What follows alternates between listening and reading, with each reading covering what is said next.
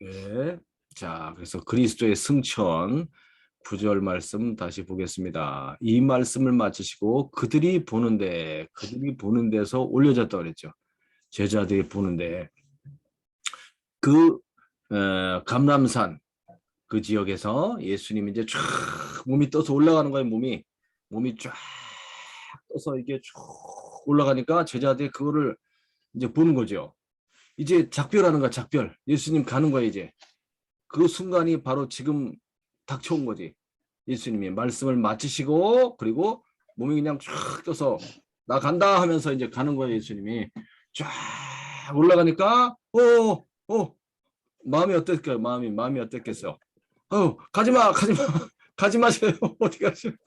예수님이 쫙 그 몸이 떠서 쫙 올라가시는 거예요. 그리고 구름이 그를 가리었다고 되죠. 구름이 예수님의 발을 가리게 되고 보이지 않게 구름이 쫙 가리니까 이제 안 보이지 예수님. 안 보이고 높이 쫙 올라가고 어느 시점에 사라져 버렸어. 야, 구름은 뭘 가리키냐면 하나님의 임재와 영광을 가리키는 거예요. 하나님의 임재와 영광. 그래서 항상 하나님이 나타나실 때 구름이 임하였다고 되어 있어요. 구름이. 그래서 성막에도 하나님이 임하실 때 빽빽한 구름이 임했고 그 다음에 시내산에 율법 받을 때도 하나님이 임할 때 빽빽한 구름이 임하였죠. 구름이 예수님을 가리웠고 그리고 예수님이 쫙 떠서 이제 올라가시니까 올라가실 때 제자들이 자세히 쳐다봤어요. 자세히 어디 갔나 하고 쳐다보는 거죠. 하늘을. 없어졌어요. 예수님이. 어디 갔나 하고 막 쳐다보고 있는데 그때 흰 옷을 입은 두 사람 천사를 가리켜요. 두 천사가 이제 이 사람들한테 말을 해주는 거죠. 예수님과 이제 순간 작별한 거야. 순간 작별. 작별의 시간이 그렇게 길지 않아. 순간 작별된 거예요. 예수님이 그냥 확 올라가고 로켓 발사하듯이 그냥 예수님이 쫙 올라가고 이 사람들이 쳐다보고 있는 사이에 예수님 벌써 사라진 거죠. 야, 그 마음이 어떻겠어요? 그동안 같이 있었던 예수님이 없어지니까 이제 완전히 갔었어. 완전히 갔어. 이제 갔어. 야, 내가 너희를 고아와 같이 버려두지 않을 것이다. 고 예수님 말했죠. 고아와 같이 버려두지 않을 것이다. 너희들에게 반드시 성령을 보내주실 것이다. 이게 대단히 중요합니다. 성령이 그래서 큰 위로가 되는 거예요. 위로. 성령이 부어지심으로써 와 주님이 우리와 함께 계신 거랑 똑같은 거예요. 성령이 부어지심으로써 자 천사가 말합니다. 갈릴리 사람들아 이렇게 말했지. 왜 그랬을까요? 왜 천사들이 이 사람들을 보고 갈릴리 사람들아 그랬을까요? 대부분 갈릴리 사람들이에요. 대부분 가룟 유다 빼놓고는 다 갈릴리 사람들이에요. 갈릴리에서 고기 잡던 사람들이지. 또는 세리, 보잘것없는 그런 출신의 이 사람들입니다. 이 사람들에게 성령의 능력이 부어지게 되는 거예요. 그래서 담대히 복음을 전할 수 있는 증인이 되는 것이죠. 갈릴리 사람들아, 어찌하여 서서 하늘을 쳐다보느냐. 너희 가운데서 하늘로 올려지신 이 예수는 분명히 이 사람들 가운데서 올려졌죠. 하늘로 가심을 본 그대로 오시리라. 이게 뭐예요? 재림에 대한 소망입니다. 재림. 예수님의 재림은 큰 소망이에요. 소망. 예수님이 다시 오실 것이다. 재림에 대한 소망을 이제 천사가 알려줬고 예수님께서도 말씀하셨지. 내가 이제 다시 올 것이다. 보라 인자가 구름을 타고 오리라. 이렇게 이미 마태복음 24장에도 다 예언해놨어요. 예수님께서. 하늘로 올려지신 그대로 구름과 함께 예수님이 강림하시게 되죠. 마지막에. 재림에 대한 소망. 그래서 이 소망이 매우 강렬했다는 거예요. 이 제자들은. 이 당시 제자들은 예수님이 다시 올 것에 대한 그 소망이 매우 강렬했다. 언제 예수님이 오실 것이냐? 곧 오실 것이란 곧 오실 것이 얼마 시간이 걸리지 않을 것이다. 곧 오실 것에 대한 강렬한 소망을 가졌던 거죠. 그래서 이 재림에 대한 약속이 예수님의 증인으로서 살아가는 제자들의 삶에 있어서 그들이 증인의 삶을 매진할 수 있는 강력한 원동력이 되는 거죠. 예수님의 재림에 대한 소망이. 할렐루야. 예수님의 재림에 대한 소망이 강력한 원동력이 되었어요. 야, 곧 주님이 오실 것이구나. 그래서 이 사람들이 그냥 얼마나 열심히 모든 것을 바치는 거예요. 자기 목숨까지도 바치는 거야. 인생을 다 바치는 거예요. 자, 그래서 저 하나님 나라의 그 영광스러운 하늘의 기업을 이 사람들이 얻게 되는 것입니다. 자, 조금만 더 보겠습니다. 자, 이 사람들이 어디에 모였어요? 자, 마가의 다락방. 제자들이 감람몬이라고 하는 산으로부터 예루살렘에 돌아오니, 예루살렘에 돌아왔어요. 감람몬 이제 거기서 이제 예수님을 이제 보내고 돌아왔어요. 자, 돌아왔어요. 자, 예루살렘에 돌아오니 이 산은 예루살렘에서 가까워 안식일에 가기에 알맞은 길이라. 예루살렘에 이제 돌아오게 되는데 이 산은 이제 감람산이죠. 예루살렘에 가까워 안식일에 가기에 알맞은 길이다. 이게 뭔 뜻이냐? 이 뜻을 조금 이해를 해야 되는데 무슨 뜻이냐면 이제 이 감람원에서 예루살렘까지 거리가 한 1.1km 정도 돼요. 1.1km. 1.1km. 그래서 이날이 이제 안식일이 된 거야. 안식일. 안식일을 지키기 위해서 이제 돌아가야 되지. 그래서 안식일 날은 2000규빗 이상을 걸어가면 안 돼라는 율법이 있어요. 이 장로의 유전이지. 안식일은 2000규빗. 1규빗은 45.6cm인데 계산하면 1km 정도가 되는 거예요. 그래서 안식일을 범하지 않는 거리란 뜻이에요. 안식일을 범하지 않는 거리다. 자, 그래서 13절 한번 읽어주세요. 13절 우리 혜진 자매님. 저 아니에요. 전가요? 네. 네.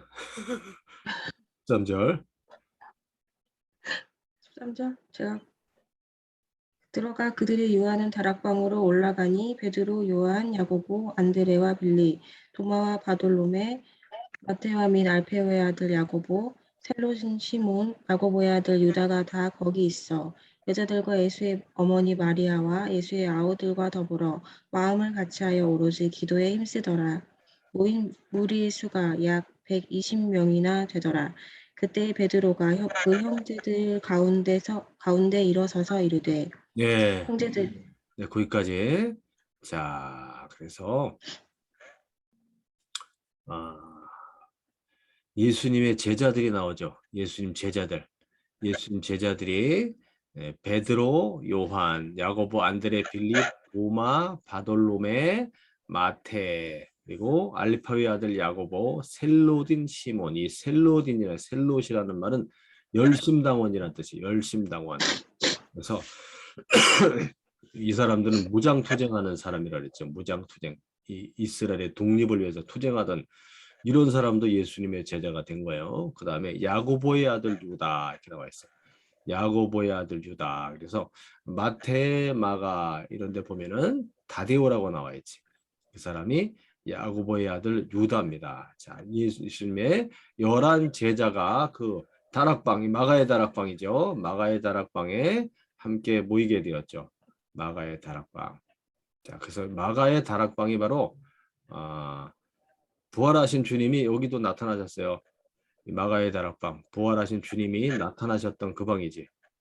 그리고 6월절 만찬을 먹었던 그 방이고 여기가 바로 초대교회의 이제 시작점이 됩니다. 터전이 됩니다. 이 마가의 다락방. 요한은 다락방으로 이제 올라가서 이 사람들이 이제 기도하기를 힘쓰게 되는 거예요. 거기에 누구도 있냐면 이 다락방이 되게 큽니다. 여자들이 있었다. 여자들.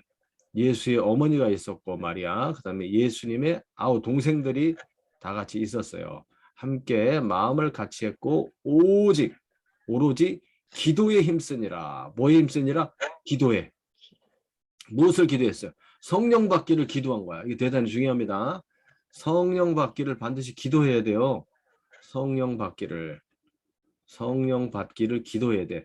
주님을 사랑하게 되면 예수님을 사모하고 사랑하게 되면 이제 성령에 대한 사모함이 일어나게 되는 거예요. 예수님을 사랑하고 주님 말씀을 듣고 믿음을 갖고 예수님을 이제 마음에 깊이 사랑하게 돼. 주님에 대한 사랑이 막 너무나 진하게 일어납니다. 그러면서 주의 영 성령의 충만을 성령 세례를 받고 싶어하는 마음이 강렬하게 일어나게 돼요. 그때 기도하게 됩니다. 그러면 그 사람에게 임하는 거예요. 그 사람에게 임해. 자, 이런 믿음의 사람들에게 임하는 거예요. 이게 성령이. 그러니까 교회 그냥 대충 나가고 이게 엉터리 같은 사람들에게 성령이 임하는 게 아니에요. 믿음의 사람들, 진심으로 주님을 사랑하는 사람들, 주님과 함께 살고 싶어하는 사람들 있죠. 이 사람들에게 성령이 팍 부어지게 됩니다. 강력하게 부어져. 기도에 힘썼다. 모인 무리가 약 120명 정도가 됐다고 돼 있죠. 120명이나 되더라. 할렐루야. 많은 사람들이 모여서 기도를 하게 되는데, 자, 예수님과 가장 가까이 예수님을 모셨던 여인들이 있어요. 한번 살펴볼게요. 예수님의 어머니 마리아 있었죠. 그 다음에 막달라 마리아가 있어요. 그 다음에 글로바의 아내 마리아가 있어요. 그러니까 마리아 이름이 많아요. 예수님의 이모도 있어요. 이모. 예수님의 이모. 그 다음에 살로메라는 여인이 있지. 살로메. 이 살로메는 야고보와 요한의 어머니예요. 야고보 요한 어머니가 되고, 그 다음에 요한나, 헤롯의 청지기 구사의 아내라고 되어 있고, 요한나란 여인이 있었고, 그 다음에 수산나란 여인하고, 그 다음에 마가의 어머니, 마가의 다락방, 이 마가의 어머니 이름도 마리아야. 마가의 어머니 마리아. 그 다음에 나사로의 동생 마르다와 마리아가 있었지. 마르다와 마리아. 예수님의 아우들은 야고보, 요셉, 요다, 시몬 이렇게 4명이 있어요. 예수님 동생이. 그 중에 예수님 동생의 첫 번째 이 야고보가 바로 야고보서 쓴 사람이에요. 예, 그리고 그 이제 요한의 형인 야고보는 일찍 이제 헤롯에 의해서 칼에 이제 죽임을 당합니다. 순교를 일찍 당하고, 그 뒤에 나오는 야고보, 예루살렘 교회에 기둥 같은 일꾼이 있는데 그 사람이 바로 그 예수님 동생 야고보입니다. 예수님 동생 야고보. 자, 이렇게 이 사람들이 함께 모여서 간절히 기도를 했지. 120명이 모여서 간절히 기도를 했어요. 자, 그리고서 이제 성령을 받게 되는 겁니다. 자, 조금 더 보겠습니다. 자, 예수님 제자들의 비교고요. 자, 다음을 넘어가면, 자, 이제 가룟 유다에 대한 다윗의 예언이 나옵니다. 가룟 유다. 이제 베드로가 일어서서 이제 이 형제들에게 이야기하는 거예요. 뭘 이야기하냐면 이제 가룟 유다는 어떻게 됐어요? 가룟 유다. 여기 한번 읽어볼게요. 16절부터 한번 읽어봅시다. 시작. 형제들아, 성령이 다윗의 입을 통하여 예수 잡는 자들의 길잡이가 된 유다를 가리켜 미리 말씀하신 성경이 응하였으니 마땅하도다. 이 사람은 본래 우리 수 가운데 참여하여 이 직무의 한 부분을 맡았던 자라. 이 사람이 불의의 삭스로 밭을 사고 후에 몸이 곤두박질하여 배가 터져 창자에 다 흘러나온지라. 이 일이 예루살렘에 사는 모든 사람에게 알리어져 그들의 말로는 그 밭을 아겔다마라 하니 이는 피밭이라는 뜻이라. 시편에 기록되었으되 그의 거처를 황폐하게 하시며 거기 거하는 자가 없게 하소서 하였고, 또 일렀으되 그의 직분을 타인이 취하게 하소서 하였도다. 네, 가룟 유다의 최후에 대해서 이제 베드로가 이야기해 주는 거예요. 형제들아, 성령이 다윗의 입을 통하여 예수 잡는 자들의 길잡이가 된 이 가룟 유다가 겟세마네 동산에 이제 이 대제사장들과 이런 많은 무리들을 몰고 왔잖아요. 그들이 무장을 하고 왔죠. 그때 가룟 유다가 어떻게 했어요? 예수님한테 입을 맞추면서 선생님 이랬잖아요. 그 신호가 됐잖아. 자, 그래서 성령이 다윗을 통해서 다윗의 시편에 이 유다에 대한 가룟 유다에 대한 얘기가 나와요. 그게 바로 아까 20절에 나온 시편에 기록한 그의 거처를 황폐하게 하시며 거기 거하는 자가 없게 하소서, 이거예요. 이게 시편 69편 25절입니다. 그래서 그 내용을 조금 설명드릴게요. 여기 17절에 본래 우리 수 가운데 참여했었죠. 사도 중에 한 명이었지. 이 직무의 한 부분을 맡았었죠. 사도 직분을 맡았잖아요. 그리고 이 가룟 유다가 특별히 뭘 맡았냐면은 회계했어요. 회계.